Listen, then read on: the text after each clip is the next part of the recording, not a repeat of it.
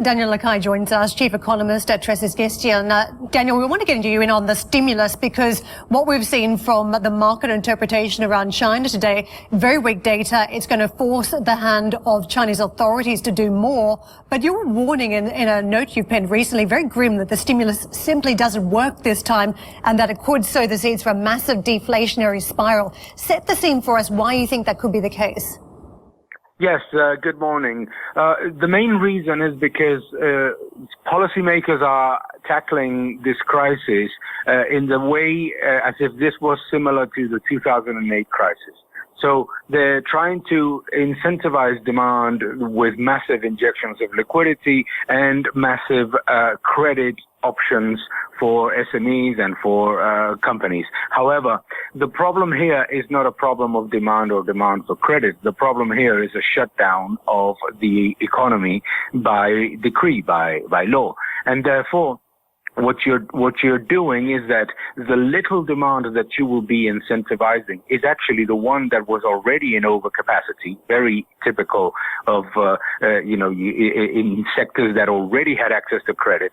And the second is that the companies that are falling, the companies that are laying off workers right now, were companies and businesses that did not have access to credit and are not having access to credit right now because what they're facing is zero sales. So you basically generate a massive level of liquidity and a massive increase in debt that does not transfer into the real economy, generating a deflationary spiral.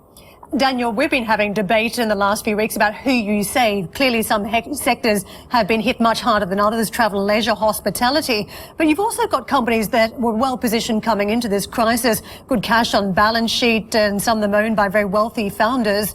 There's been pushback about these particular companies accessing government assistance, even though they're also facing the hit with rental payments due, no business, and still workers on salary.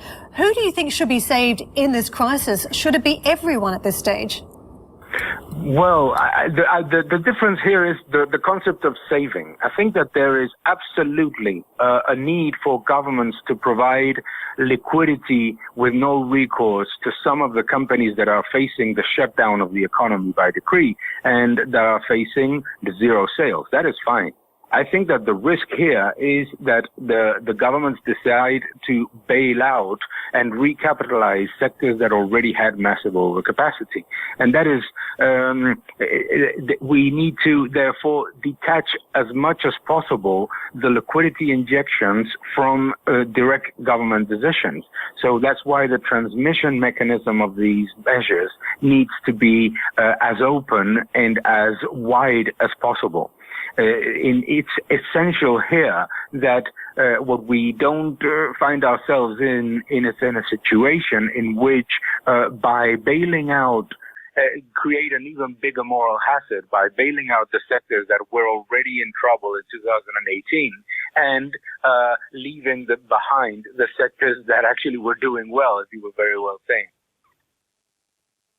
Dan, I want to bring you to the here and now. So the markets yesterday were very encouraged by the Gilead Sciences news that this remdesivir is showing some kind of positive signs on treating patients with COVID-19. That is very encouraging. If we can go down the road now of developing this into a full-blown treatment, ready out of the box to start giving to patients, how long does it then take, do you think, one, to get American workers back into jobs, and two, to see the kind of employment levels that we had before this crisis began? Mm-hmm. I think that on one side, we need to give science its time. Markets and timing and science timing are not the same. And I think that it's important that any treatment or vaccine is well tested and is a solid one. Because as so many doctors always say, there's nothing worse than a bad virus, and it's only a bad vaccine. So I think that even if we had very good results and very encouraging results, and I'm very, very happy to know about that, we would have to start thinking about end of 2020, beginning of 2021 for for something that is actually available to American workers or to Europeans or developed markets. But the problem is going to continue in emerging markets. So what I would say is the jobs market in the United States can recover extremely quickly. In my estimates, what we think is that the loss of 1 month can recover between 1 and 3 months. The big problem is in the Eurozone. The job losses of 1 month tend to be recovered between 7 to 12 months. And in that situation, added to the very large levels of massive imbalances that economies are reaching, it's going to be quite more difficult. So what I would say is that the U.S. can recover quite quickly, but we need to give a little bit more time than maybe the end of this year in order to believe that this can be fully functional and available for American workers safely. Daniel, very much appreciate you joining us today. Thank you for the time. Daniel Lacalle with us, Chief Economist at Tressis Gestian.